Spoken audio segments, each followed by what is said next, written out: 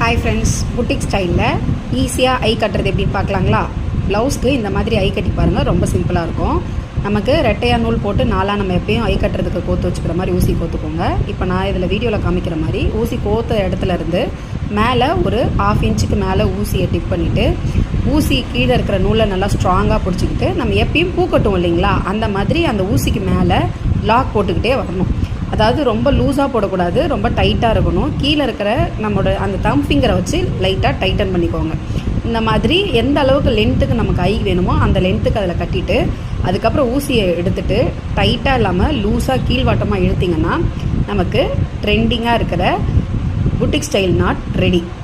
இந்த மாதிரி ஐ கட்டி பாருங்கள், ஃபினிஷிங்கும் சூப்பராக இருக்கும். அட் த சேம் டைம் ரொம்ப சிம்பிளாகவும் ஈஸியான ட்ரிக்காகவும் இருக்கும். ஃபாலோ பண்ணுங்கள், சப்ஸ்கிரைப் அண்ட் லைக் பண்ணுங்கள்.